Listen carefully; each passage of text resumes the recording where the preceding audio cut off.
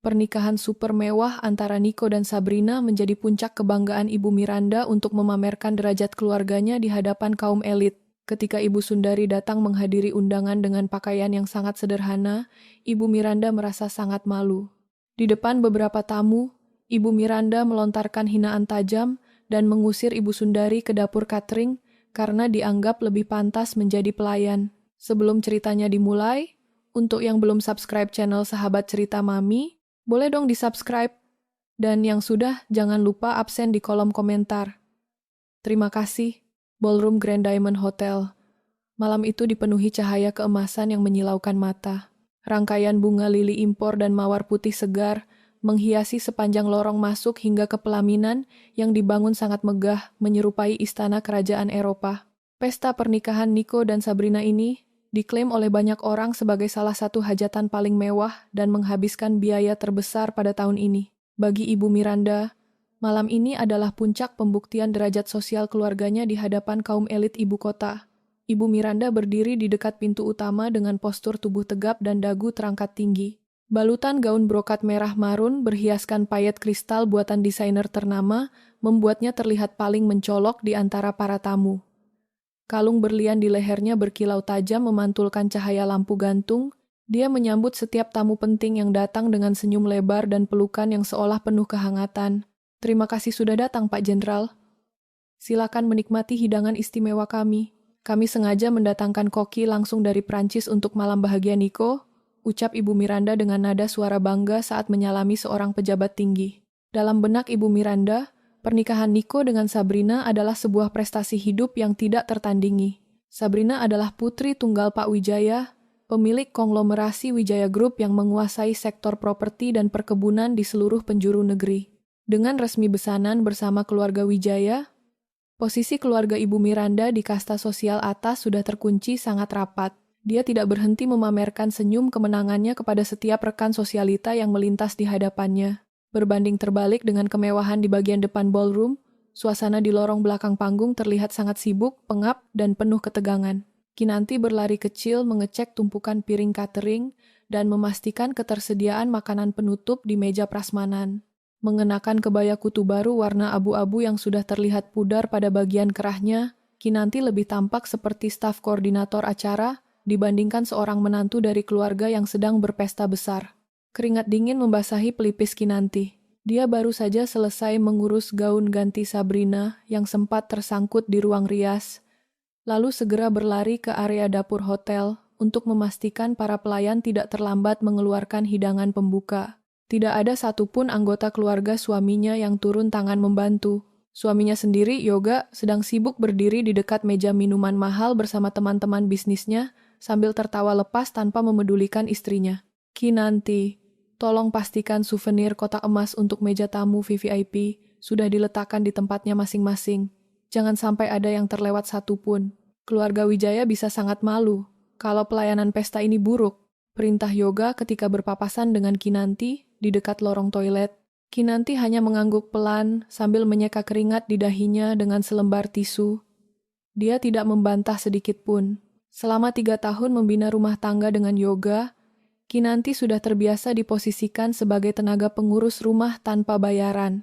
Semua perlakuan tidak adil itu dia telan dalam diam demi menjaga ketenangan rumah tangga dan menutupi kenyataan tentang siapa keluarganya yang sebenarnya. Tepat pukul 8 malam, suasana lobi utama hotel yang dijaga ketat oleh 4 petugas keamanan mendadak mengalami sedikit keributan.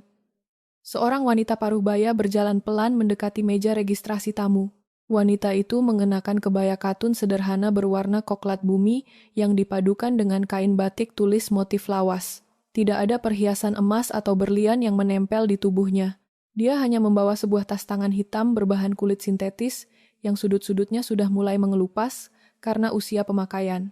Petugas penerima tamu, seorang wanita muda dengan riasan wajah tebal, langsung menghentikan langkah wanita paruh-baya itu dengan tatapan penuh rasa curiga.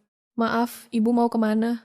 Jalur ini khusus untuk tamu undangan resepsi pernikahan Mas Niko dan Mbak Sabrina, tegur petugas itu dengan nada dingin sambil melirik pakaian sederhana yang dikenakan sang tamu dari atas sampai bawah.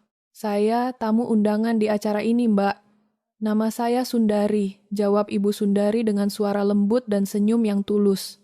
Petugas itu membuka buku besar daftar tamu VVIP dan VIP dengan gerakan tangan malas. Jari telunjuknya menelusuri deretan nama bergelar panjang, lalu menggelengkan kepala secara tegas. Tidak ada nama Ibu Sundari di daftar tamu VIP kami. Apakah Ibu dari pihak vendor catering atau tenaga kebersihan tambahan yang baru datang? Kalau dari pihak vendor, silakan berputar dan lewat pintu samping di dekat area parkir bongkar muat barang. Ucap petugas tersebut tanpa menyembunyikan rasa merendahkan. Ibu Sundari tidak marah mendapati perlakuan tersebut.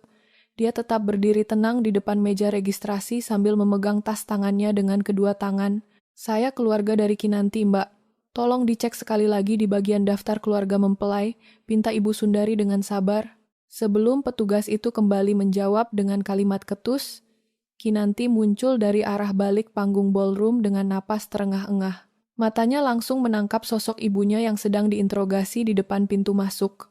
Rasa sesak yang panas langsung memukul dada Kinanti. Tanpa memedulikan tatapan heran dari beberapa tamu kaya yang sedang mengantre di belakang, Kinanti mempercepat langkahnya menghampiri meja registrasi. Dia ibu saya. Dia tamu undangan resmi di pernikahan adik ipar saya. Tegas Kinanti dengan suara lantang dan jernih, membuat petugas penerima tamu itu terkejut dan langsung menundukkan kepala. Kinanti meraih kedua tangan ibunya lalu menciumnya dengan penuh takzim. Ibu sudah datang. Maafkan Kinanti tidak bisa menjemput ibu di depan pintu lobi. Tadi di dalam ada sedikit masalah teknis dengan makanan yang harus Kinanti bereskan. Ucap Kinanti sambil merapikan letak selendang batik ibunya yang sedikit miring. Tidak apa-apa, Nduk. Ibu yang sengaja datang agak terlambat supaya tidak mengganggu pekerjaanmu di awal acara, balas Ibu Sundari sambil mengusap lembut pipi putrinya yang tampak pucat dan kelelahan. Kinanti menggandeng tangan Ibu Sundari melewati pintu kaca utama ballroom. Kehadiran Ibu Sundari dengan kebaya sederhananya langsung menciptakan pemandangan yang sangat kontras di tengah lautan manusia, berbalut jas mahal dan gaun pesta gemerlap. Beberapa tamu yang berdiri di dekat meja hidangan mulai berbisik-bisik sambil melirik sinis ke arah mereka. Di sudut ruangan dekat panggung pelaminan, mata tajam Ibu Miranda menangkap momen tersebut. Senyum kebanggaan yang sejak tadi menghiasi wajahnya mendadak lenyap tanpa sisa. Tangannya yang memegang gelas kaca mengencang. Bagi Ibu Miranda, pemandangan Kinanti membawa ibunya yang berpakaian seperti orang kampung masuk lewat pintu utama adalah sebuah penghinaan mutlak terhadap martabat pesta luhur yang sudah dia pamerkan ke semua orang. Ibu Miranda meletakkan gelasnya di atas nampan pelayan dengan kasar hingga menimbulkan suara dentingan keras. Dia memutar tubuhnya dan mulai melangkah cepat membelah kerumunan tamu dengan tatapan mata menyala mengarah lurus kepada Kinanti dan Ibu Sundari. Langkah cepat Ibu Miranda membelah kerumunan tamu bagaikan badai yang menyapu lautan manusia. Gaun merah marunnya berkibar kaku, seolah menegaskan otoritas absolut yang ia miliki di ruangan itu. Di ujung ruangan, Kinanti baru saja menemukan tempat duduk yang agak tersembunyi untuk ibunya, berharap Ibu Sundari bisa beristirahat sejenak dari hingar-bingar pesta. Namun, harapan itu hancur berantakan saat Ibu Miranda tiba-tiba muncul di hadapan mereka. Wajahnya memerah menahan amarah yang meledak-ledak. "Apa yang kamu lakukan, Kinanti?" desis Ibu Miranda dengan suara tertahan namun penuh racun. Urat-urat di lehernya menonjol, menahan dorongan untuk berteriak. Kinanti yang masih menggenggam tangan ibunya menatap mertuanya dengan bingung. "Saya hanya mencarikan tempat duduk untuk ibu, Bu. Tempat duduk di sini." Ibu Miranda mendengus keras. Pandangannya menyapu Ibu Sundari dari ujung rambut hingga ujung kaki dengan rasa jijik yang tak ditutup-tutupi. "Kamu pikir ini acara arisan RT? Hah? Lihat pakaian ibumu, kumal, tidak pantas, dan merusak pemandangan. Apa kamu tidak malu membawa ibumu yang seperti ini ke pesta semewah ini? Tapi Bu, ibu adalah tamu undangan, ibu adalah keluarga saya," bela Kinanti. Suaranya mulai bergetar menahan air mata dan rasa terhina. "Keluarga?" Ibu Miranda tertawa sumbang, tawa yang terdengar sangat menyakiti. "Keluarga kita sekarang adalah keluarga Wijaya, keluarga konglomerat, bukan keluarga miskin yang hanya bisa mempermalukan kita di depan tamu-tamu terhormat ini." Ibu Miranda kemudian menoleh ke arah Yoga yang berdiri tak jauh dari mereka, tampak canggung dan berusaha menghindari kontak mata. "Yoga, apa yang kamu lakukan? Diam saja. Istrimu ini tidak tahu diri membawa ibunya yang memalukan ini masuk ke ballroom. seru Ibu Miranda. Suaranya kini cukup keras hingga beberapa tamu di sekitar mereka menoleh dengan penasaran. Yoga menelan ludah, wajahnya memerah. Ia melangkah maju dengan ragu. "Ma, sudahlah, ini kan acara adikku. Tolong jangan buat keributan," gumamnya pelan, tidak berani menatap langsung ke arah ibunya maupun Kinanti. "Keributan? Justru kehadiran ibumu ini yang membuat keributan.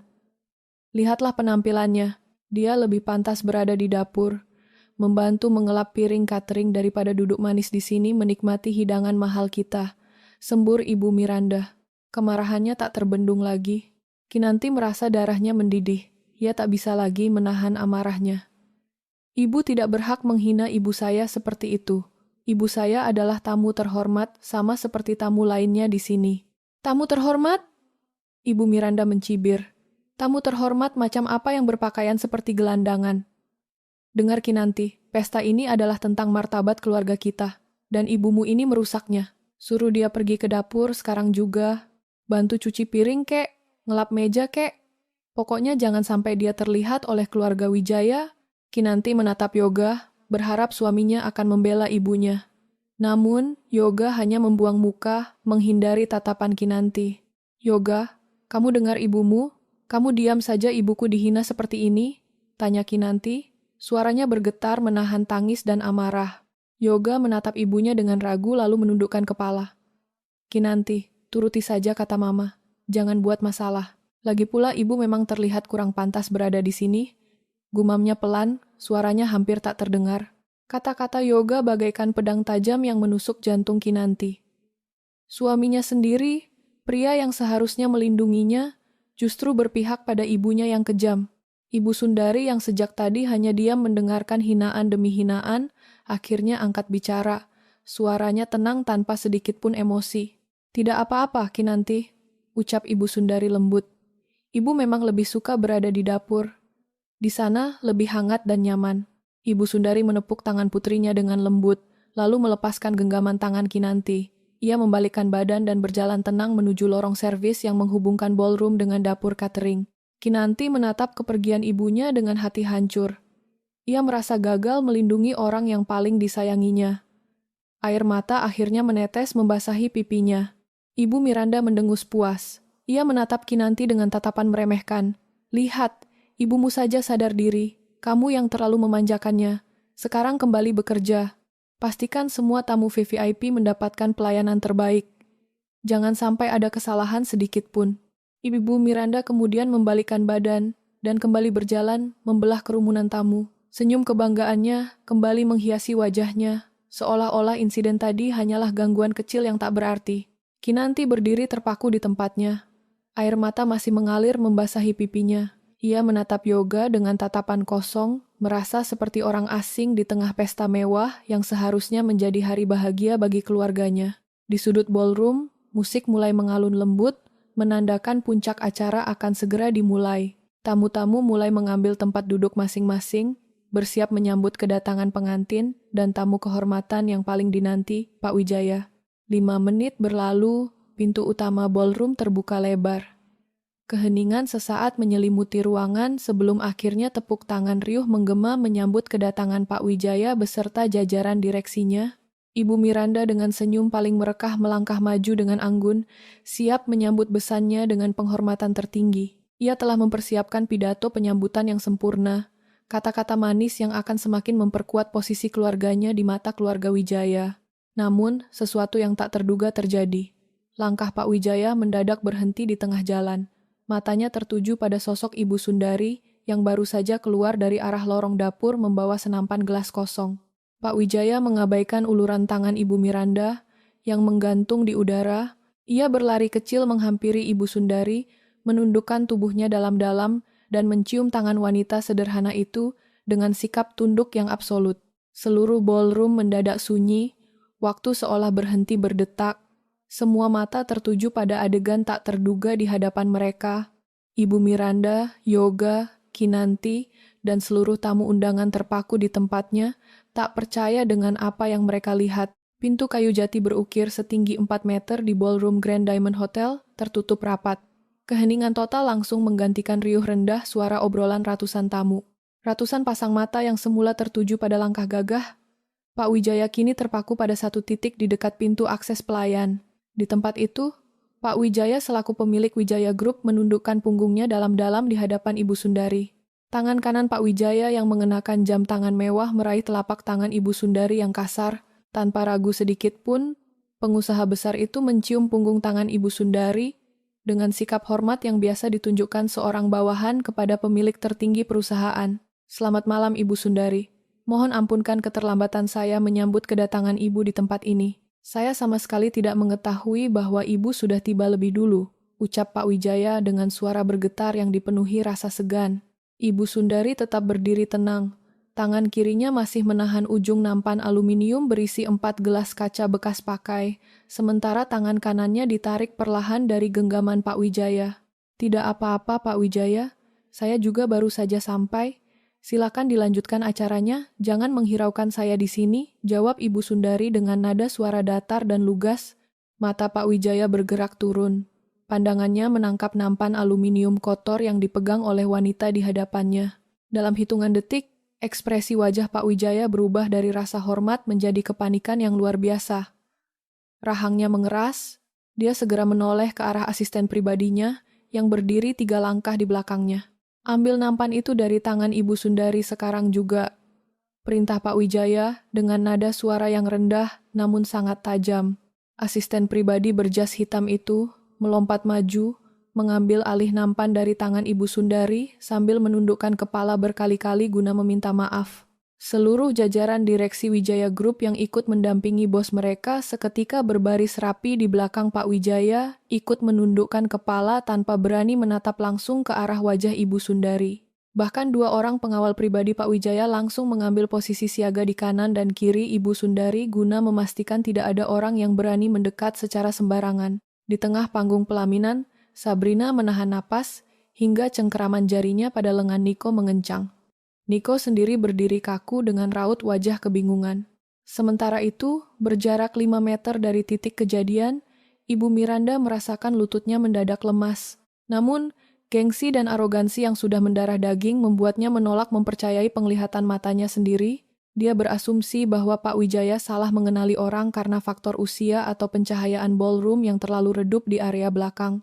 Ibu Miranda memaksakan senyum di wajahnya. Dia melangkah maju dengan tergesa-gesa hingga sepatu hak tingginya menimbulkan suara berderit di atas lantai marmer. Pak Wijaya, ya ampun, Bapak pasti salah orang, sapa Ibu Miranda dengan tawa canggung yang dipaksakan. Dia menjulurkan kedua tangannya, mencoba mengambil alih perhatian Pak Wijaya. Bapak tidak perlu menyalami pelayan catering ini. Dia ini cuma Bu Sundari, ibunya Kinanti. Orang ini memang tidak tahu aturan dan sengaja keluar dari dapur untuk mencari perhatian Bapak. Mari Pak, meja VVIP di depan pelaminan sudah saya siapkan khusus untuk Bapak beserta keluarga. Pak Wijaya menegakkan tubuhnya secara perlahan. Dia tidak membalas senyum Ibu Miranda. Sorot matanya yang hangat ketika menatap Ibu Sundari langsung berubah menjadi tajam dan dingin saat menatap wajah besan putrinya tersebut. Apa yang baru saja kamu katakan, Ibu Miranda? Tanya Pak Wijaya dengan volume suara yang naik 1 tingkat. Ibu Miranda menelan ludah. Dia merasa ada yang tidak beres pada nada suara pria itu, tetapi lidahnya terus bergerak membela diri karena didorong oleh rasa angkuh. Maksud saya, perempuan ini hanya besan kampung yang tidak mengerti tata krama, Pak Wijaya. Pakaiannya saja sangat kotor. Saya sudah menyuruhnya masuk ke dapur agar tidak mengganggu pemandangan tamu-tamu kehormatan Bapak. Tutup mulutmu! Bentak Pak Wijaya dengan sangat keras.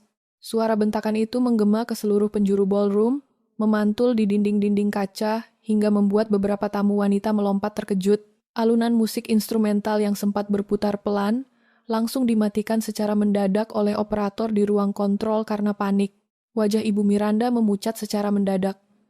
Aliran darah seolah berhenti mengaliri kulit wajahnya hingga bibirnya bergetar tanpa mengeluarkan suara. Dia menoleh ke arah Yoga guna meminta pertolongan. Namun anak sulungnya itu sudah berdiri menempel pada pilar gedung dengan tubuh gemetar ketakutan. Pak Wijaya melangkah 1 langkah mendekati Ibu Miranda. Jari telunjuknya mengarah lurus ke depan wajah wanita arogan itu. Kamu menyebut wanita di hadapan saya ini besan kampung? Kamu menyuruhnya ke dapur untuk mencuci piring? Pak Wijaya mengulangi perkataan Ibu Miranda dengan tekanan suara yang berat. Kamu sama sekali tidak tahu siapa yang baru saja kamu usir, Miranda. Wanita yang kamu hina ini adalah Ibu Sundari. Beliau adalah pemegang saham mayoritas tunggal sebesar 45% di seluruh jaringan Wijaya Group. Gedung tempat anakmu melangsungkan pernikahan malam ini, tanah yang dipijak oleh hotel ini, seluruhnya adalah aset di bawah kendali perusahaan milik Ibu Sundari. Kalimat fakta yang diucapkan secara terbuka itu membuat seluruh tamu terpaku dalam kebisuan. Riuh bisikan langsung pecah di setiap sudut meja bundar. Orang-orang kaya yang 10 menit lalu menatap Ibu Sundari dengan pandangan merendahkan, kini mendadak memperbaiki posisi duduk mereka dengan wajah pucat pasi. Beberapa rekan bisnis yoga yang sejak tadi ikut tertawa merendahkan Kinanti, langsung memundurkan langkah mereka secara teratur. Menjauh dari yoga seolah pria itu sedang membawa wabah penyakit. Ibu Miranda menggelengkan kepalanya secara patah-patah, napasnya mulai memburu. Tidak mungkin, Pak Wijaya. Bapak pasti bercanda. Kinanti itu cuma perempuan biasa. Keluarganya tidak punya mobil. Mereka tinggal di rumah petak di pinggiran kota. Kinanti selalu memakai pakaian bekas.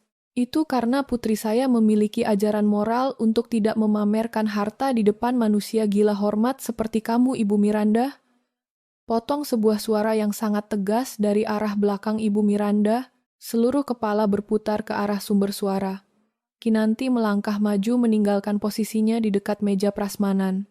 Kebaya kutu baru abu-abu pudar yang ia kenakan tidak lagi terlihat seperti pakaian pelayan di mata para tamu, melainkan terlihat seperti simbol martabat yang disembunyikan.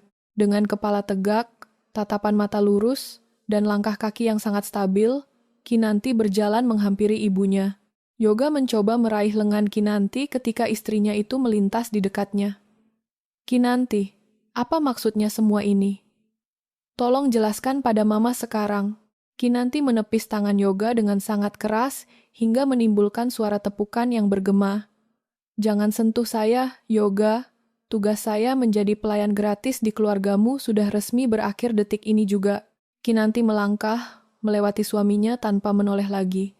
Dia berdiri di samping Ibu Sundari, menghadap lurus kepada Ibu Miranda yang kini dadanya naik turun, menahan guncangan mental yang hebat. Di atas panggung pelaminan, Sabrina melepaskan pegangannya dari lengan Niko, menatap suaminya itu dengan tatapan penuh penyesalan, karena menyadari bahwa keluarga yang baru saja dinikahinya ini telah melakukan kesalahan fatal yang akan menghancurkan masa depan mereka sendiri di depan penguasa ekonomi tertinggi. Tanpa membuang waktu lagi, Pak Wijaya membalikkan badannya dan melangkah tegas menuju panggung pelaminan. Setiap anak tangga pelaminan dia injak dengan ketegangan yang membuat pembawa acara serta para pemain musik pengiring menyingkir ke sudut panggung. Pak Wijaya merebut mikrofon utama dari tangan pembawa acara yang sudah membeku sejak tadi. Suara dengungan frekuensi audio sempat terdengar tajam selama 1 detik sebelum Pak Wijaya menempelkan mikrofon itu dekat ke mulutnya. Perhatian kepada seluruh tamu undangan, para pejabat, rekan bisnis, dan seluruh hadirin yang berada di dalam ballroom ini, buka Pak Wijaya dengan suara bariton yang berat dan menguasai seluruh frekuensi pelantang suara hotel. Ratusan tamu yang semula saling berbisik seketika mengunci rapat mulut mereka. Suasana ballroom Grand Diamond Hotel malam itu berubah menyerupai ruang pengadilan terbuka. Malam ini, saya berdiri di sini bukan hanya sebagai ayah dari mempelai wanita. Saya berdiri di sini untuk meluruskan sebuah penghinaan besar yang baru saja terjadi di depan mata saya, lanjut Pak Wijaya sambil menunjuk ke arah Ibu Sundari yang berdiri berdampingan dengan Kinanti di bawah panggung. Banyak dari kalian yang menatap wanita berbalut kebaya katun di sana dengan pandangan merendahkan. Kalian menilai manusia dari kilau perhiasan dan merek pakaian. Sekarang buka telinga kalian lebar-lebar. Wanita sederhana yang baru saja diusir ke lorong servis itu adalah Ibu Sundari. Beliau adalah pendiri sekaligus pemilik saham tertinggi di Sundari Holdings, konglomerasi raksasa yang menjadi induk utama dari Wijaya Group. Suara tarikan napas kaget terdengar serentak dari deretan meja bundar di area tengah. 10 tahun yang lalu, ketika Wijaya Group berada di ambang kebangkrutan total akibat krisis moneter, Ibu Sundari yang menyuntikkan dana pribadi tanpa agunan untuk menyelamatkan seluruh aset perusahaan saya. Tanpa tanda tangan beliau, saya, Sabrina, dan seluruh kemewahan yang kalian lihat malam ini tidak akan pernah ada, tegas Pak Wijaya. Dia sengaja memberi jeda 2 detik agar kalimatnya meresap ke dalam kepala semua orang. Beliau adalah atasan saya. Beliau adalah pemilik tunggal gedung konvensi ini. Dan malam ini, pemilik sah tempat ini justru diusir untuk menyapu dapur oleh keluarga besan. Wajah Sabrina seketika berubah menyerupai kertas putih. Jari-jarinya yang gemetar kehilangan tenaga hingga buket bunga mawar putih impor yang dia pegang terjatuh menghantam lantai panggung. Suara benturan gagang buket itu terdengar jelas melalui mikrofon yang berdekatan. Nico secara refleks menunduk untuk mengambilkan buket tersebut, namun Sabrina langsung memundurkan langkahnya menjauhi Nico, seolah suaminya itu adalah sumber bahaya. "Sabrina, ada apa? Kenapa kamu mundur?" tanya Nico dengan panik dan suara berbisik, berusaha meraih tangan istrinya. "Jangan sentuh saya, Nico. Keluargamu baru saja menggali kuburan untuk kita semua," jawab Sabrina dengan suara dingin yang penuh penyesalan. Sebagai lulusan sarjana bisnis, Sabrina sangat memahami konsekuensi dari pernyataan ayahnya di depan publik. Menjadi musuh dari Sundari Holding sama artinya dengan bunuh diri finansial. Pak Wijaya kembali mengarahkan pandangannya tajam ke bawah panggung, tepat ke titik berdirinya Ibu Miranda yang kini ditopang oleh salah satu pilar gedung karena kedua kakinya sudah tidak mampu berdiri tegak. "Ibu Miranda," panggil Pak Wijaya melalui mikrofon, membuat seluruh kepala di ballroom serentak berputar menatap wanita bergaun merah marun tersebut. Ibu Miranda menundukkan kepalanya dalam-dalam. Wajah arogannya yang sejak sore tadi terus mendongak menantang langit kini terkunci menatap ujung sepatu mahalnya. Tubuhnya gemetar hebat hingga payet kristal di gaunnya menimbulkan suara gemerincing kecil. "Kamu menyombongkan pesta pernikahan ini di depan semua rekan sosialitamu. Kamu membanggakan besanan dengan Wijaya Group, seolah itu adalah pencapaian terbesarmu untuk menginjak martabat orang lain," ucap Pak Wijaya dengan nada suara yang semakin dingin dan menusuk. "Tahukah kamu mengapa saya menyetujui proposal pernikahan putra bungsumu dengan putri saya? Saya menyetujuinya murni karena asisten saya melaporkan bahwa putra sulungmu, Yoga, menikah dengan seorang wanita bernama Kinanti. Saya tahu Kinanti adalah putri kandung Ibu Sundari yang memilih hidup mandiri dan menyembunyikan identitasnya." Yoga yang berdiri tidak jauh dari ibunya langsung mengangkat kepala dengan mata terbelalak sempurna. Rahangnya jatuh. Selama 3 tahun dia menganggap Kinanti sebagai beban, perempuan tanpa latar belakang yang beruntung dinikahi oleh pria berkarir bagus seperti dirinya.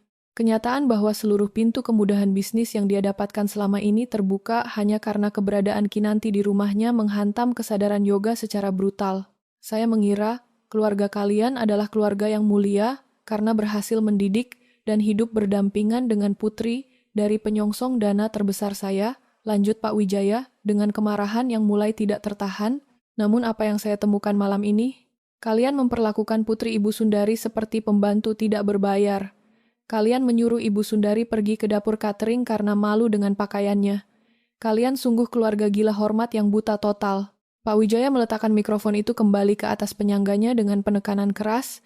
Dia menatap Nico yang berdiri pucat di panggung, lalu menatap Ibu Miranda di bawah. "Pesta penyambutan keluarga malam ini saya nyatakan selesai. Tidak ada lagi hubungan kekeluargaan di antara kita," pungkas Pak Wijaya secara mutlak. Pak Wijaya memberi isyarat tangan kepada seluruh direksi Wijaya Group yang berada di bawah panggung. Serentak, 10 pria berjas rapi itu membalikkan badan dan berjalan menuju pintu keluar, mengabaikan hidangan mewah yang sama sekali belum tersentuh. Para tamu undangan VVIP dari kalangan pemerintahan yang menyadari pergeseran arah angin politik bisnis ini langsung berdiri dari kursi mereka tanpa mengucapkan sepatah kata pun kepada Ibu Miranda. Mereka merapikan jas masing-masing dan ikut melangkah keluar dari ballroom satu persatu. Ballroom yang tadinya dipenuhi tawa kemewahan kini dipenuhi suara langkah kaki pengosongan ruangan. Lampu gantung kristal yang terus menyala terang justru memperlihatkan betapa kosong dan menyedihkannya panggung pelaminan Nico. Ibu Miranda kehilangan seluruh kekuatannya. Dia meluncur jatuh terduduk di atas lantai marmer yang dingin, meremas ujung gaun brokat mahalnya sambil menatap kosong ke arah meja akad yang kini telah ditinggalkan oleh para saksi penting.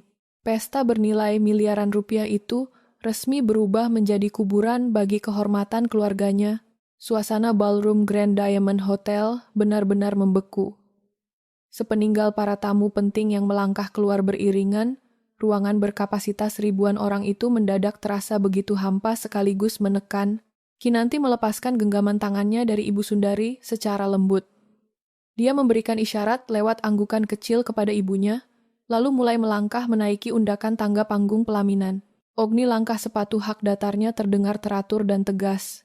Tidak ada lagi keraguan, tidak ada lagi rasa ketakutan yang selama 3 tahun ini selalu menyelimuti sorot matanya setiap kali berhadapan dengan keluarga besar Yoga. Melihat Kinanti naik ke atas panggung, Sabrina secara otomatis memundurkan tubuhnya 2 langkah ke belakang. Gerakan itu bukan hanya untuk memberikan ruang gerak, melainkan sebagai bentuk rasa hormatnya kepada putri pemilik dinasti Sundari Holdings. Niko masih berdiri kaku seperti patung lilin, mulutnya sedikit terbuka tanpa mampu merangkai satupun kata sanggahan. Kinanti sama sekali tidak memedulikan keberadaan Niko maupun Sabrina.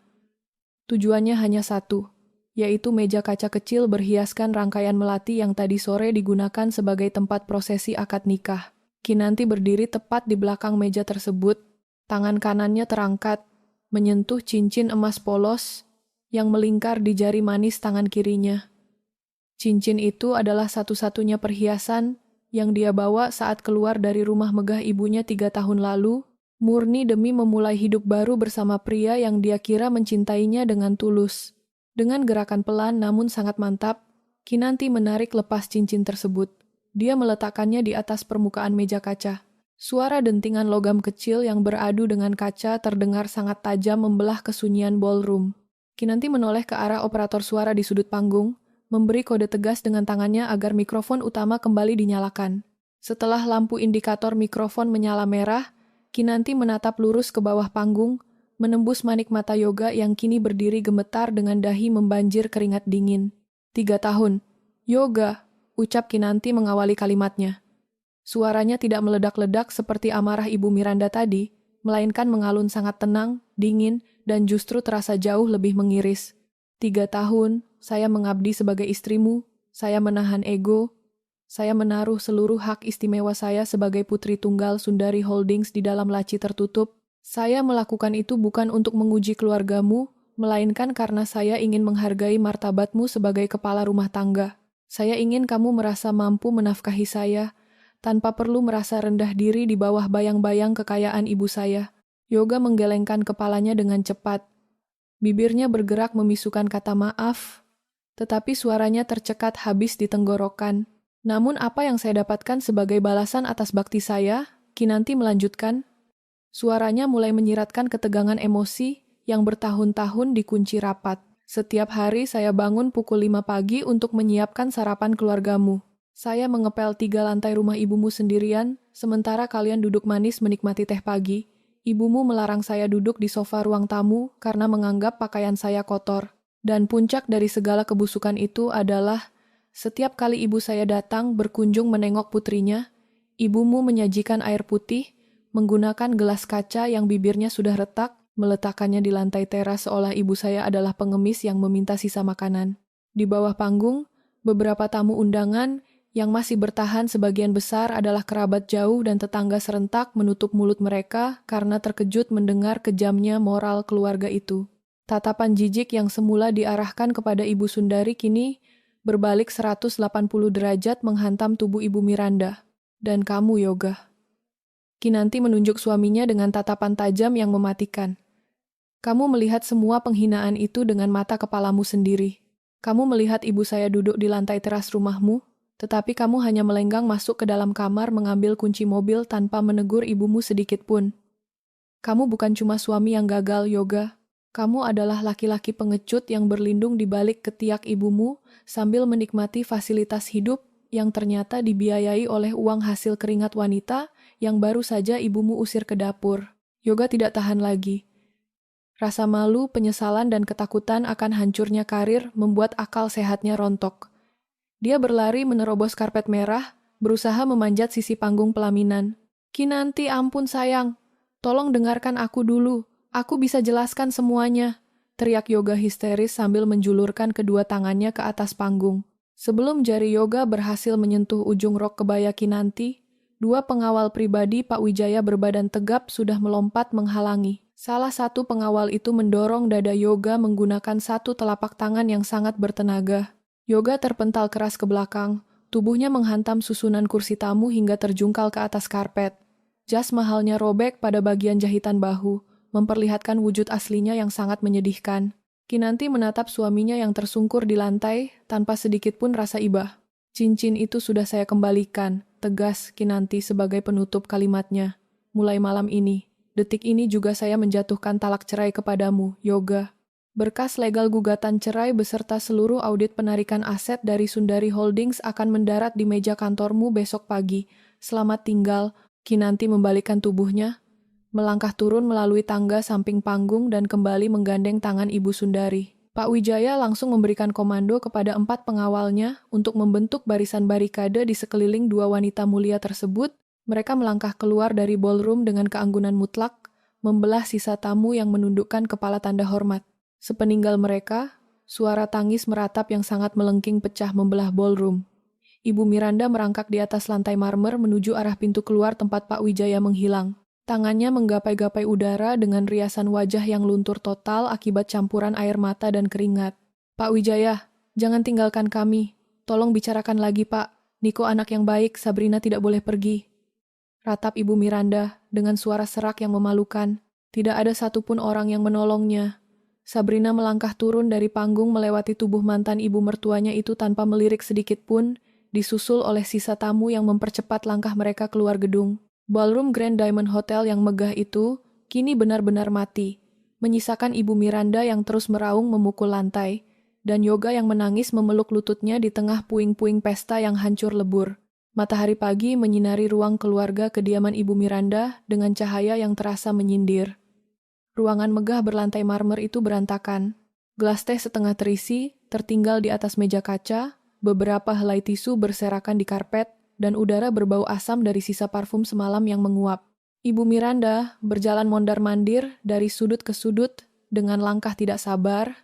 Rambut sasaknya yang semalam tertata sempurna, kini kusut masai pada bagian belakang, sementara wajahnya masih menyisakan sisa maskara hitam yang mengering di bawah kantung matanya. Dia menolak kalah. Otaknya yang selalu dipenuhi skema keuntungan, menolak menerima kenyataan bahwa istana kebanggaannya sedang runtuh. Di atas sofa kulit berwarna coklat, Yoga duduk menunduk sambil memegangi kepalanya dengan kedua tangan. Kemeja putihnya lecek tanpa jas dan kerahnya terbuka lebar. Rasa pusing yang berdenyut di pelipisnya kalah hebat oleh rasa takut yang menggigit lambungnya. Sepanjang malam, ponselnya tidak berhenti bergetar menerima pesan penarikan modal dari rekan-rekan bisnisnya. Yoga, bangun. Jangan cuma duduk seperti orang tolol, bentak Ibu Miranda dengan suara serak yang memecah keheningan pagi. Dia berkacak pinggang tepat di depan putra sulungnya. Ini belum berakhir. Kinanti itu perempuan yang penurut. Selama 3 tahun dia tidak pernah berani melawan mama. Kejadian semalam itu pasti cuma emosi sesaat karena ibunya memanas-manasinya.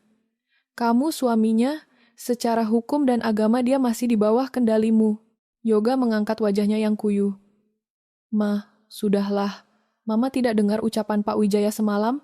Ibu Sundari itu pemilik Sundari Holdings. Kita ini cuma kerikil di depan mereka. Kinanti sudah mengembalikan cincinnya. Justru karena dia anak pemilik Sundari Holdings. Makanya kamu harus menyeretnya kembali ke rumah ini. Potong Ibu Miranda dengan mata melotot tajam. Arogansinya sama sekali belum luntur. Tergantikan oleh keserakahan yang semakin buta. Kamu datangi rumah kontrakannya sekarang. Bujuk dia. Rayu dia. Kalau perlu kamu berlutut dan menangis di kakinya. Katakan kamu khilaf. Katakan mama yang salah dan mama siap minta maaf. Yang paling penting sekarang adalah Kinalinti harus melarang ibunya membatalkan proyek-proyek kantormu. Kalau proyekmu batal, rumah ini bisa disita bank. Yoga, berangkat sekarang. Yoga menelan ludah yang terasa sepahit empedu. Walaupun harga dirinya memberontak, logika finansialnya membenarkan ucapan ibunya. Jika dia kehilangan Kinanti, dia kehilangan seluruh hidupnya. Tanpa membasuh muka terlebih dahulu, Yoga meraih kunci mobil di atas meja dan melangkah gontai keluar rumah. Mobil sedan hitam yang dikendarai Yoga membelah jalanan ibu kota yang mulai padat. Tujuannya adalah sebuah rumah kontrakan sederhana di daerah pinggiran kota yang sengaja disewa Kinanti sejak awal pernikahan mereka.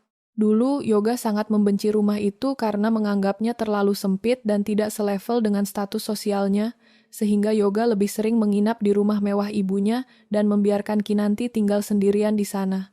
Kini, rumah sempit itulah satu-satunya benteng harapan yang Yoga miliki. Sekitar 30 menit kemudian, mobil Yoga berhenti di depan pagar besi bercat putih yang mulai berkarat. Yoga mematikan mesin mobil. Suasana di sekitar rumah kontrakan itu terlihat sangat sepi. Tidak ada suara gemericik air dari selang taman, tidak ada jemuran pakaian yang biasanya menggantung di samping halaman, dan tidak ada aroma masakan sarapan yang selalu Kinanti buat setiap pagi. Yoga turun dari mobil dengan langkah tergesa-gesa. Dia mendorong pagar besi yang ternyata tidak dikunci.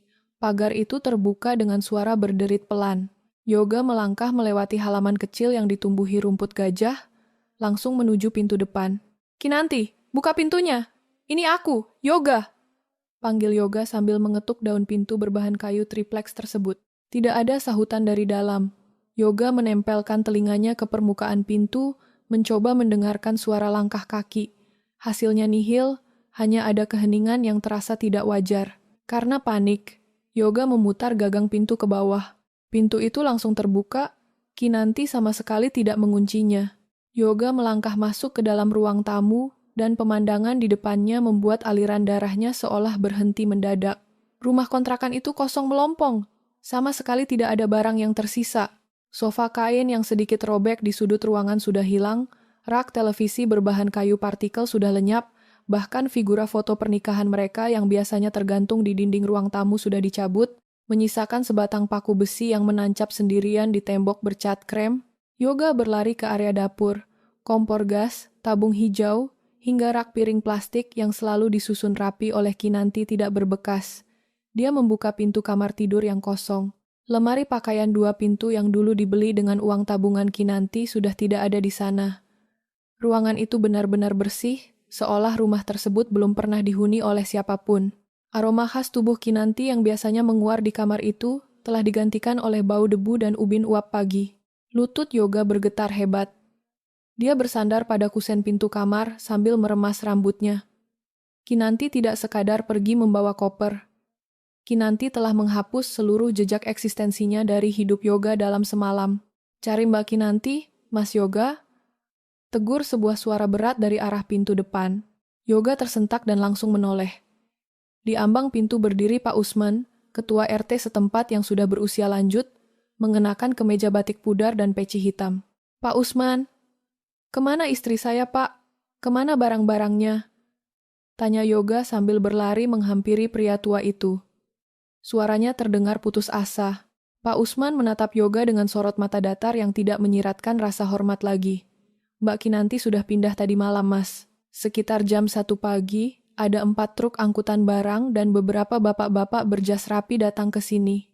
Mereka mengangkut semua barang Mbak Kinanti dalam waktu kurang dari 1 jam. Mbak Kinanti sendiri yang menyerahkan kunci rumah ini kembali kepada pemilik kontrakan di depan mata saya." Yoga menggelengkan kepalanya dengan tatapan kosong. "Pindah kemana, Pak? Dia tidak meninggalkan pesan apa-apa untuk saya?" "Mbak Kinanti tidak memberitahu tujuannya," jawab Pak Usman dengan tenang. Pria tua itu merogoh saku kemejanya, lalu mengeluarkan sebuah amplop koklat tebal berukuran besar yang disegel rapat menggunakan perekat merah. Dia menyodorkan amplop itu ke dada Yoga. "Tapi Mbak Kinanti menitipkan ini kepada saya. Katanya kalau Mas Yoga datang mencari, saya disuruh langsung menyerahkan berkas ini." Yoga merebut amplop tersebut dengan tangan gemetar. Tanpa mengucapkan terima kasih kepada Pak Usman, dia merobek bagian atas amplop secara kasar. Lembaran kertas putih tebal berlogo firma hukum ternama meluncur keluar dari dalamnya. Lembar pertama adalah salinan resmi surat gugatan cerai yang telah terdaftar di Pengadilan Agama, lengkap dengan tanda tangan basah Kinanti. Namun bukan surat cerai itu yang membuat mata Yoga membelalak hingga nyaris robek. Di balik lembaran gugatan cerai, terdapat sebuah dokumen resmi berbadan hukum dari Badan Pertanahan Nasional, beserta salinan akta notaris. Dokumen itu adalah sertifikat kepemilikan tanah dan bangunan megah berlantai 3 tempat Ibu Miranda dan seluruh keluarganya tinggal saat ini. Pada kolom nama pemilik hak milik tercetak sangat jelas dengan huruf kapital tebal, Yayasan Pundi Sundari. Di bagian bawah dokumen tersebut terlampir selembar surat peringatan pengosongan aset yang ditandatangani oleh tim kuasa hukum Sundari Holdings. Surat itu menyatakan bahwa hak pakai sementara atas bangunan tersebut yang diberikan kepada keluarga Yoga telah dicabut secara sepihak akibat pelanggaran klausul etika kesepakatan.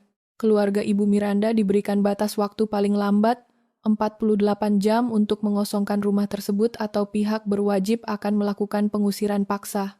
Kertas di tangan Yoga meluncur jatuh ke atas lantai ubin yang kotor. Pria itu jatuh berlutut sambil memegangi dadanya yang mendadak sesak seolah kehabisan oksigen. Istana kemewahan yang dibanggakan ibunya untuk menginjak-injak martabat orang lain selama bertahun-tahun, ternyata hanyalah sangkar pinjaman yang kuncinya dipegang oleh wanita yang semalam mereka usir ke dapur.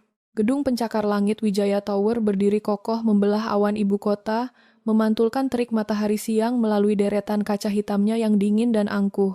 Di dalam lobi utama yang berlapis marmer marun, Yoga dan Nico melangkah dengan sisa-sisa tenaga yang mereka miliki. Wajah kedua kakak beradik itu sepucat mayat. Tidak ada lagi senyum arogan, tidak ada lagi langkah kaki membusungkan dada yang biasanya mereka pamerkan setiap kali memasuki gedung pusat bisnis ini. Resepsionis di meja depan bahkan tidak berdiri untuk memberi salam. Wanita berseragam rapi itu hanya melirik sekilas, lalu menekan tombol intercom tanpa mengucapkan sepatah kata pun. Dengan isyarat dagu yang sangat dingin, dia menunjuk ke arah lift khusus eksekutif. Pintu ganda ruang rapat VVIP di lantai 40 terbuka secara otomatis. Udara dingin dari pendingin ruangan langsung menusuk pori-pori kulit Yoga yang berkeringat. Di ujung meja rapat panjang berbahan kayu mahoni, Pak Wijaya duduk dengan postur sangat tegap. Di sebelah kanannya duduk 3 orang pria berjas abu-abu dengan raut wajah tanpa ekspresi. Mereka adalah jajaran pengacara senior dari divisi legal Wijaya Group. Tidak ada Sabrina di sana, tidak ada cangkir teh hangat, ataupun basa-basi penyambutan. Duduk, perintah Pak Wijaya dengan suara bariton yang datar, memotong langkah Yoga yang baru saja hendak membuka mulut untuk menyapa. Yoga dan Nico menarik kursi di seberang meja dengan tangan gemetar. Suara gesekan kaki kursi berbahan logam itu terdengar sangat keras dan canggung membelah kesunyian ruangan. Pak Wijaya memberi isyarat kecil dengan telunjuknya kepada kepala tim legal. Pengacara berkacamata tebal itu berdiri, membuka sebuah koper kulit hitam, dan mengeluarkan 2 tumpuk map merah berukuran tebal. Dia mendorong map pertama ke hadapan Yoga, berdasarkan hasil rapat darurat Dewan Direksi pagi ini, Wijaya Group secara resmi mencabut seluruh penunjukan perusahaan Anda PT Bangun Persada sebagai subkontraktor utama untuk 13 proyek pembangunan, apartemen dan pusat perbelanjaan di wilayah Jawa dan Sumatera, ucap pengacara itu dengan artikulasi yang sangat tajam, cepat, dan mekanis. Yoga tersentak hebat hingga punggungnya menegak. Matanya tertuju pada barisan tulisan pemutusan kontrak di dalam map tersebut. Pak Wijaya, demi Tuhan jangan lakukan ini. Proyek-proyek ini adalah urat nadi perusahaan saya. Mohon Yoga, dengan suara serak yang putus asa. Saya sudah memesan material bernilai puluhan miliar kepada para supplier dengan sistem utang. Kalau kontrak ini diputus di tengah jalan, perusahaan saya langsung bangkrut hari ini juga, Pak. Karyawan saya ratusan orang. Itu bukan urusan saya, potong Pak Wijaya dingin. Tatapan matanya menembus bola mata Yoga layaknya sembilu. Perusahaanmu bisa mendapatkan seluruh proyek raksasa itu murni karena rekomendasi tertulis dari Ibu Sundari melalui Kinanti 3 tahun lalu. Saya menguji kinerjamu, dan faktanya audit internal kami menemukan pembukuanmu berantakan. Kamu memanipulasi kualitas besi beton dan menggelapkan sisa anggaran pemeliharaan. Selama ini saya menutup mata karena menghormati Kinanti. Sekarang pelindungmu sudah mencabut jaminannya, kamu harus menanggung sendiri semua akibat dari kebusukan manajemenmu. Yoga menunduk dalam, meremas ke mejanya hingga buku-buku jarinya memutih. Dia tidak bisa membantah sedikit pun. Kejahatan kerah putihnya telah ditelanjangi secara sempurna di atas meja. Kini tatapan membunuh Pak Wijaya beralih kepada Nico. Pemuda yang semalam berpenampilan layaknya pangeran itu seketika menelan ludah hingga tenggorokannya terasa sakit. Pengacara senior kembali mendorong map kedua ke depan Nico. Di atas map tersebut terletak selembar kwitansi bermeterai dari Grand Diamond Hotel dengan angka cetak tebal berwarna merah yang sangat menyilaukan mata. Nico, ucap Pak Wijaya lambat-lambat. Semalam sebelum saya meninggalkan ballroom, saya telah menandatangani formulir pembatalan penjaminan biaya acara Seperti yang tertulis pada draft awal perjanjian pernikahanmu dengan Sabrina, seluruh biaya sewa ballroom VVIP, dekorasi bunga impor, hingga jasa catering koki Prancis yang totalnya mencapai 2,3 miliar, awalnya ditanggung sepenuhnya oleh anggaran representasi Wijaya Group. Niko mengangguk cepat dengan wajah penuh ketakutan. Iya Pak, benar, Bapak yang menjaminnya saat kita rapat keluarga. Dan jaminan itu saya tarik kembali secara sah.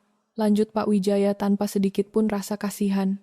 Karena pernikahanmu dengan putri saya batal secara etika dan hukum sebelum didaftarkan ke catatan sipil, maka status tagihan hotel tersebut beralih menjadi tanggung jawab pribadimu sebagai pemesan atas nama. Niko terbelalak hebat hingga bola matanya nyaris melompat. 2,3 miliar? Pak Wijaya, saya ini cuma pegawai biasa. Tabungan saya di bank cuma ada 50 juta. Bapak tidak bisa membebankan utang sebesar ini kepada saya. Saya bisa, dan faktanya saya sudah melakukannya. Sahut Pak Wijaya tegas, sambil mencondongkan tubuhnya ke depan. Manajemen Grand Diamond Hotel, yang berada di bawah kendali Sundari Holdings, telah menerbitkan faktur jatuh tempo. Kamu diberikan waktu sampai pukul 5 sore hari ini untuk melunasi angka 2,3 miliar tersebut ke rekening pengelola hotel. Kalau saya tidak bayar, bagaimana Pak? Tanya Niko dengan suara melengking panik. Pengacara senior yang mengambil alih jawaban, jika sampai pukul 17.00 WIB dana tersebut belum masuk, tim kuasa hukum hotel akan langsung mendatangi markas besar kepolisian untuk membuat laporan pidana atas dugaan penipuan, penggelapan, dan pemesanan jasa fiktif. Ancaman hukumannya adalah 6 tahun penjara, dan surat perintah penahanan Anda akan keluar malam ini juga. Yoga, bantu aku Kak, teriak Niko histeris sambil mencengkeram ke meja kakaknya dengan kedua tangan. Perusahaanmu pasti punya dana darurat, pakai uang kas kantormu dulu untuk bayar hotel ini. Aku tidak mau dipenjara Kak. Yoga menepis cengkeraman adiknya dengan sangat kasar hingga kancing kemejanya terlepas. Matanya menyala penuh kebencian. Gunakan otakmu yang tolol itu Niko. Kantorku baru saja dibunuh detik ini juga. Jangankan membayar utang miliaranmu, membayar gaji satpam kantorku besok pagi saja aku sudah tidak punya uang.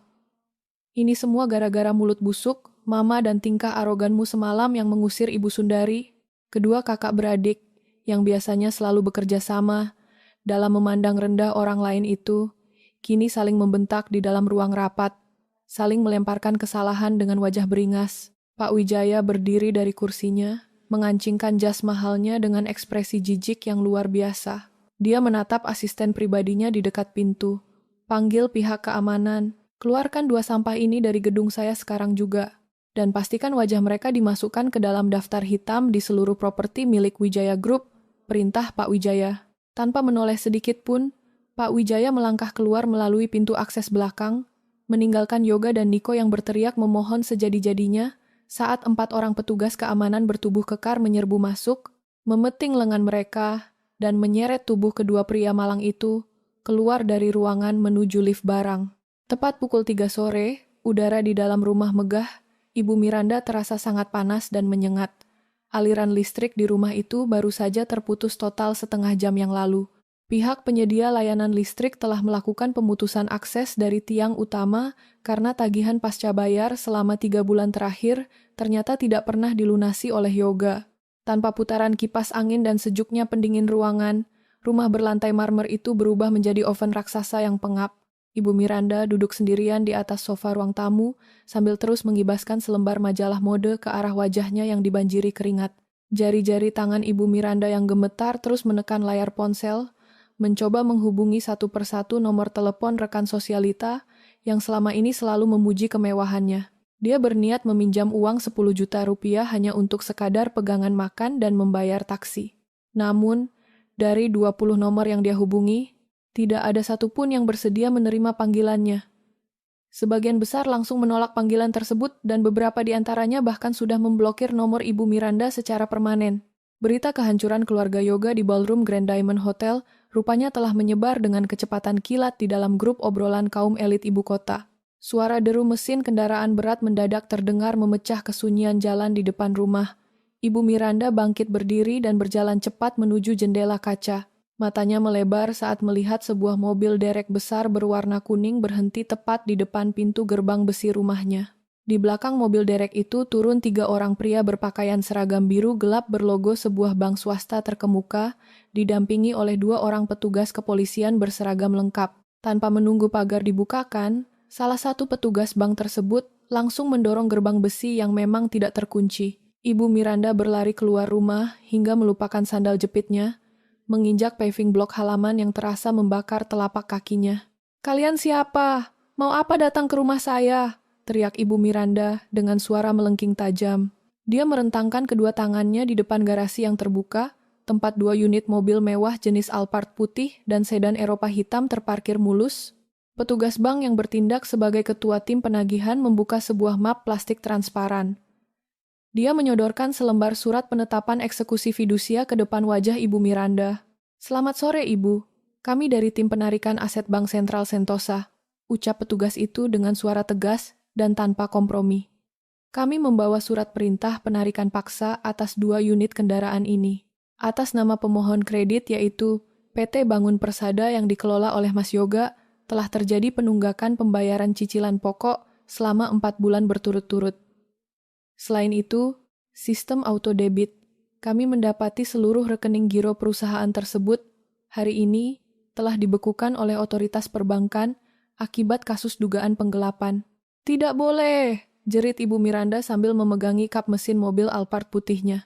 "Ini mobil kebanggaan keluarga saya. Anak saya direktur besar. Besok pagi pasti dilunasi. Jangan tarik mobil saya. Nanti tetangga saya melihat semua." Tepat pada saat para petugas derek mulai memasang pengait rantai besi ke bagian bawah roda Alphard, sebuah taksi daring berjenis mobil murah berhenti di belakang truk derek. Pintu taksi terbuka, Yoga dan Niko turun dari dalamnya dengan langkah gontai dan wajah yang sangat kuyu. Kemeja putih yang dikenakan Niko bahkan sudah kotor oleh noda keringat pada bagian punggungnya. Ibu Miranda yang melihat kedatangan 2 anaknya langsung berlari menyongsong Yoga, menarik lengan kemeja anak sulungnya itu secara kasar. "Yoga, cepat suruh orang-orang bank ini pergi. Bayar cicilannya sekarang." "Yoga, mau ditaruh di mana muka mama kalau mobil kita ditaruh di atas truk derek seperti itu?" jerit Ibu Miranda dengan suara serak yang memalukan. Yoga menepis tangan ibunya dengan lemah. Tatapan mata Yoga kosong menatap ban mobilnya yang mulai terangkat naik ke atas bak truk. "Pakai apa aku membayarnya, Mah? Saldo di semua rekeningku 0. Jangankan bayar cicilan mobil 100 juta, membayar ongkos taksi barusan saja Niko, yang terpaksa memberikan jam tangannya kepada sopir, karena kita sama sekali tidak punya uang tunai." Belum selesai guncangan mental itu mereda, sebuah mobil MPV mewah berlogo Wijaya Group meluncur mulus dan berhenti di depan pagar. Pintu geser mobil itu terbuka. Sabrina melangkah turun dengan postur sangat anggun, mengenakan kemeja sutra hitam dan kacamata gelap. Di belakang Sabrina turun 2 orang asisten pribadi wanita dan 2 orang pengawal berbadan tegap. Melihat kedatangan Sabrina, secercah harapan palsu mendadak menyala di dalam mata Niko. Pemuda itu berlari menghampiri Sabrina sambil menjulurkan kedua tangannya.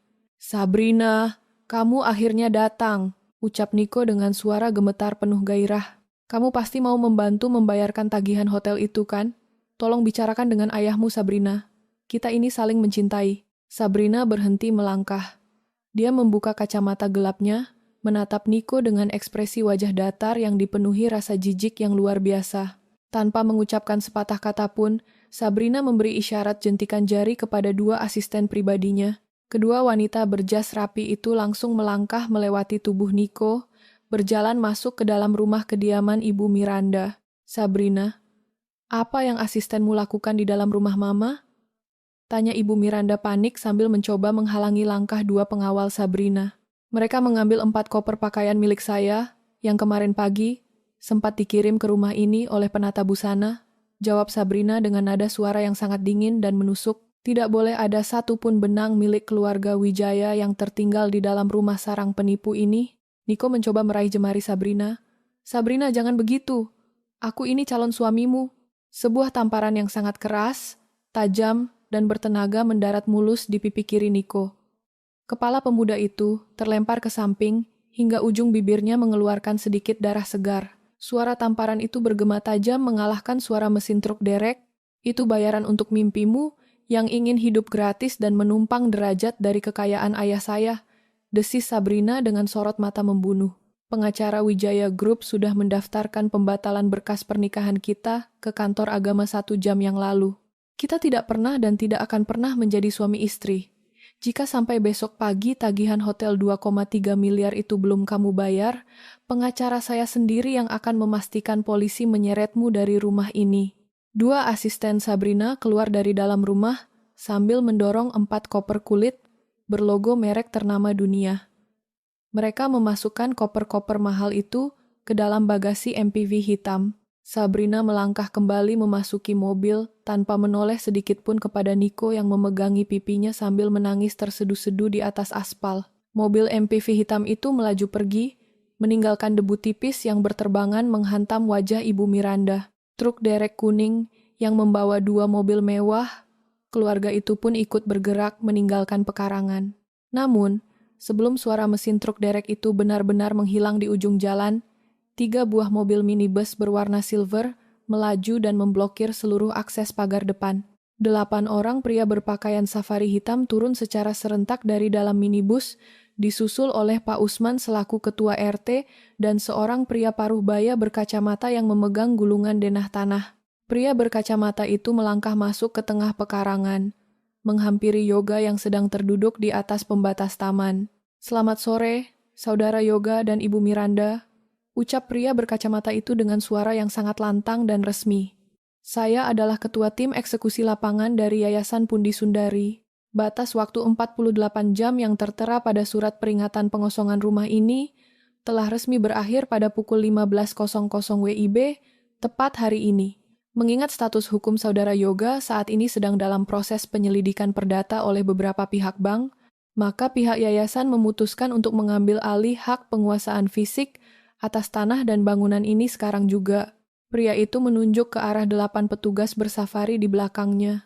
"Kami memberikan waktu tepat 30 menit kepada seluruh penghuni rumah untuk memasukkan pakaian pribadi ke dalam kantong plastik atau kardus yang sudah kami sediakan. Seluruh penghuni dilarang keras membawa keluar barang elektronik, perhiasan di dalam brankas, furnitur, ataupun aset berharga lainnya, karena seluruhnya telah disita sebagai jaminan pelunasan utang sewa gedung Sundari Holdings." Mendengar instruksi pengusiran mutlak tersebut, pertahanan mental Ibu Miranda hancur lebur berkeping-keping. Wanita paruh baya itu menjatuhkan tubuhnya ke atas lantai garasi yang kotor dan berdebu. Dia memukul-mukul kepalanya sendiri menggunakan kedua telapak tangan sambil meraung-raung dengan suara melengking yang sangat menyayat hati, mengundang puluhan tetangga di kanan dan kiri rumah untuk keluar ke pagar masing-masing guna menyaksikan tontonan gratis keruntuhan arogansinya. Yoga sama sekali tidak bergerak menolong ibunya. Pria itu hanya menundukkan kepalanya dalam-dalam di atas lutut, membiarkan air matanya menetes membasahi sepatu kulitnya yang mulai berdebu. Di sampingnya, Niko terus menangis memegangi pipinya yang memar, meratapi hilangnya seluruh kemewahan hidup yang semalam masih dia banggakan di depan orang banyak. Istana pasir kecongkakan keluarga itu telah tersapu bersih oleh gelombang karma yang diciptakan oleh lisan mereka sendiri. Ruang sidang nomor 3 Pengadilan Agama Jakarta Selatan terasa sangat dingin pada Selasa pagi itu. Udara beraroma kayu tua dan pendingin ruangan yang berputar konstan menciptakan suasana yang kaku. Di deretan kursi pemohon, Kinanti duduk dengan postur tubuh yang tegak dan tenang. Dia mengenakan kemeja putih lengan panjang dan celana bahan kain berwarna hitam. Tidak ada riasan tebal di wajahnya, namun ketegasan seorang direktur Sundari Holdings terlihat jelas dari sorot matanya yang lurus menatap meja majelis hakim. Di sebelah kanan Kinanti duduk seorang pengacara pria berpakaian jas hitam rapi dari firma hukum besar di ibu kota. Tepat pukul 10 pagi, pintu ruang sidang terbuka dengan suara derit pelan. Yoga melangkah masuk sendirian dengan kondisi fisik yang sangat berantakan. Kemeja lengan panjang yang dia kenakan tampak lecek pada bagian perut, kerahnya kotor karena tidak dicuci dengan bersih, dan kantung matanya berwarna gelap. Selama 2 minggu terakhir, Yoga bersama ibunya dan Niko terpaksa menyewa sebuah kamar indekos sempit berlantai semen di pemukiman padat penduduk setelah seluruh rumah dan kendaraan mereka disita secara legal oleh yayasan milik Ibu Sundari. Yoga menarik kursi termohon lalu duduk dengan tubuh gemetar. Dia sempat menoleh ke arah Kinanti, mencoba memberikan senyum sedih guna memancing rasa kasihan istrinya. Namun, Kinanti sama sekali tidak menoleh. Kinanti tetap menatap lurus ke depan tanpa memberikan respons sekecil apapun terhadap kehadiran Yoga. Ketua Majelis Hakim, seorang pria paruh baya berkacamata tebal, mengetuk palu kayu sebanyak 1 kali ke atas alas meja untuk membuka agenda persidangan.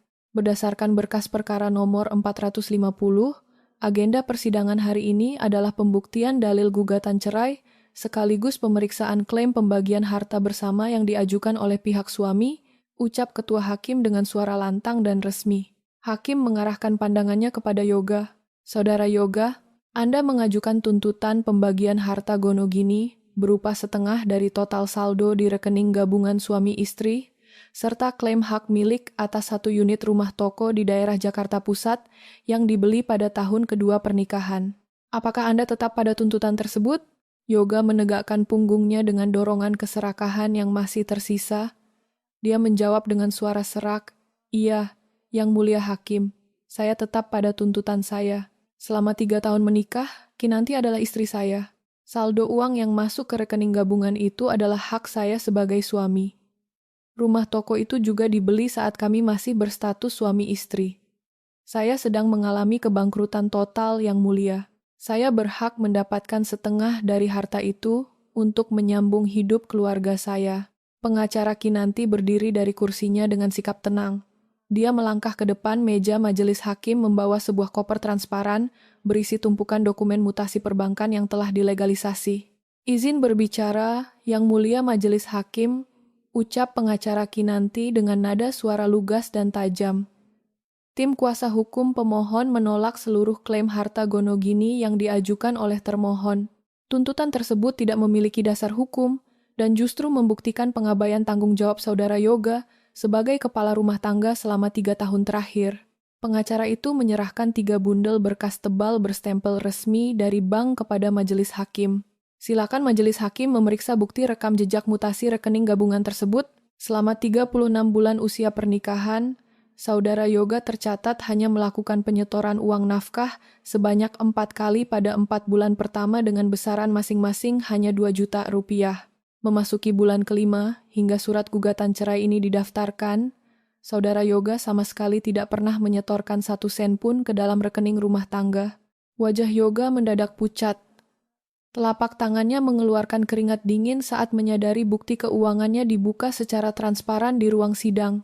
Seluruh dana yang mengalir ke rekening tersebut yang totalnya mencapai 4,8 miliar murni berasal dari transfer berkala yang dikirim oleh Sundari Holdings dengan keterangan tertulis sebagai dana, jaminan kesehatan, dan operasional. Pribadi atas nama Kinanti, lanjut pengacara itu dengan artikulasi yang tegas. Uang tersebut adalah harta bawaan pasif milik istri. Begitu pula dengan rumah toko di Jakarta Pusat. Bukti transfer pembelian rumah toko tersebut dilakukan langsung dari rekening pribadi Ibu Sundari sebelum Kinanti melangsungkan pernikahan dengan termohon. Saudara Yoga sama sekali tidak memiliki hak kepemilikan atas kedua aset tersebut. Ketua Majelis Hakim memeriksa lembaran hasil audit tersebut secara teliti, lalu menatap Yoga dengan raut wajah keras. Saudara Yoga, bukti transaksi perbankan ini bersifat mutlak.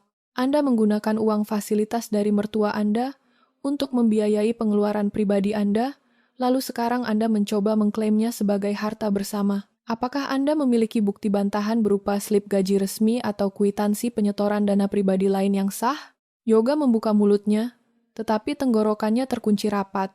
Dia tidak memiliki satupun dokumen untuk membantah data perbankan tersebut. Dengan rasa malu yang luar biasa, Yoga menoleh ke arah Kinanti. "Kinanti, tolong bicara pada hakim. Kamu tahu rumah toko itu sengaja kamu beli untuk rencana bisnis kita berdua.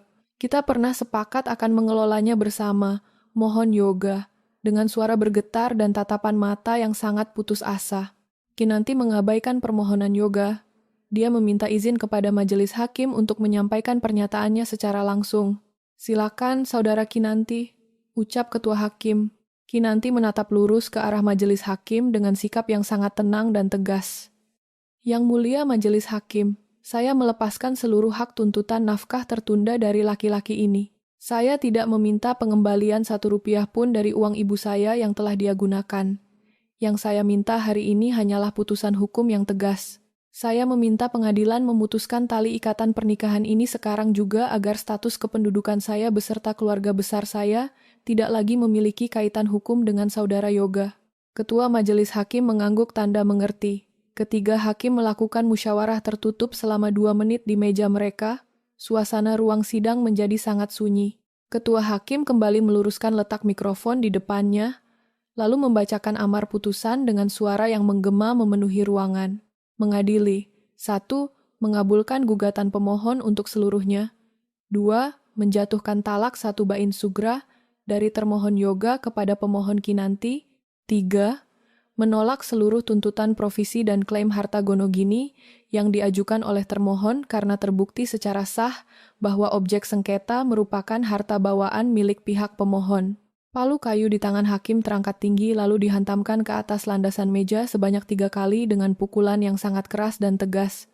Tok, tok, tok. Sidang perkara cerai nomor 450 dinyatakan selesai dan ditutup, pungkas ketua hakim. Kinanti berdiri dari kursinya.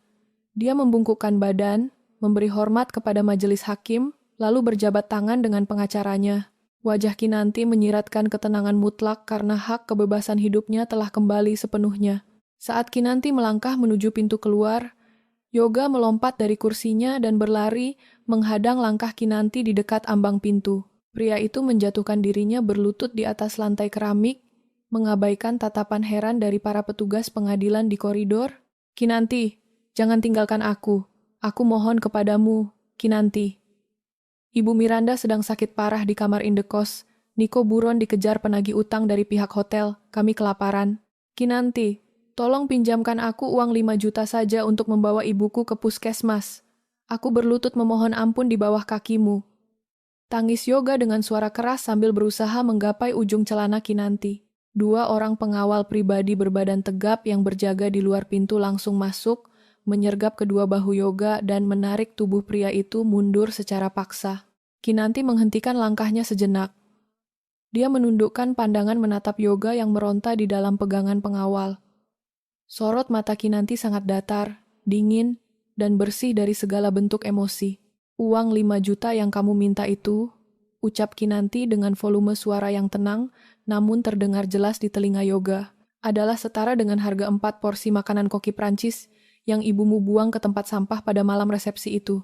Silakan minta uang pengobatan tersebut kepada arogansi ibumu sendiri. Kinanti melangkah keluar dari Pengadilan Agama Jakarta Selatan tanpa menoleh lagi, berjalan lurus dikawal oleh tim hukumnya menuju mobil MPV hitam yang sudah menunggu di lobi depan, meninggalkan Yoga yang menangis, memukul lantai ubin pengadilan, meratapi kehancuran total hidupnya. 6 bulan kemudian, pagi hari di Grand Diamond Convention Center, terasa begitu sejuk dan dinamis. Matahari pagi menembus dinding kaca lobi utama, memantulkan cahaya bersih ke atas lantai marmer yang digosok hingga mengkilap sempurna. Kinanti melangkah memasuki gedung dengan dikawal oleh 2 orang asisten kepercayaannya. Penampilannya hari ini tidak lagi menyerupai perempuan rapuh berbalut kebaya abu-abu pudar seperti 6 bulan yang lalu. Kinanti mengenakan setelan jas kerja berwarna biru dongker yang dipotong sangat rapi, sepatu hak tinggi hitam yang tertutup, serta tatanan rambut yang disanggul modern. Sebagai direktur utama, baru yang ditunjuk langsung oleh Ibu Sundari untuk mengelola seluruh aset properti di bawah naungan Sundari Holdings, Kinanti memancarkan aura kepemimpinan yang berwibawa, tenang, sekaligus mutlak. Setiap karyawan yang berpapasan dengannya langsung menundukkan kepala dan memberikan salam hormat. Kinanti membalas setiap sapaan itu dengan anggukan kecil dan senyum yang terukur. Dia tidak gila hormat, namun dia menegaskan standar kedisiplinan yang sangat tinggi bagi seluruh pegawai di gedung pertemuan paling bergengsi di ibu kota tersebut. Manajer operasional gedung, seorang pria parubaya bernama Pak Danang, berjalan cepat menghampiri Kinanti di dekat meja resepsionis. Selamat pagi Ibu Kinanti. Seluruh persiapan untuk acara konferensi tingkat tinggi besok pagi sudah mencapai 90%. Tim teknisi sedang melakukan uji coba tata cahaya di dalam ballroom utama, lapor Pak Danang sambil membuka komputer tablet di tangannya. Selain itu, pagi ini agensi penyalur tenaga kebersihan harian yang baru saja kita kontrak, PT Mitra Bersih, sudah mengirimkan 10 pekerja baru untuk ditempatkan di sektor dapur dan lorong servis. Mereka sedang berkumpul di area belakang untuk menerima pengarahan jam kerja. Kinanti menghentikan langkahnya sejenak. Mendengar kata dapur dan lorong servis, ingatan masa lalunya seketika berputar kembali pada malam kelabu ketika dia dan ibunya diusir secara hina di tempat yang sama. Namun ekspresi wajah Kinanti tetap datar. Tidak ada bara dendam di matanya. Saya akan menginspeksi barisan pekerja baru itu secara langsung. Pak Danang, antarkan saya ke area lorong servis sekarang, perintah Kinanti dengan suara yang tenang. Pak Danang sedikit terkejut karena biasanya seorang petinggi perusahaan sekelas direktur utama tidak pernah mau menginjakkan kaki ke area kotor seperti lorong servis. Namun, dia langsung mengangguk, patuh dan mempersilahkan Kinanti berjalan lebih dulu. Mereka melangkah melewati lorong panjang yang menghubungkan ballroom megah dengan area dapur catering.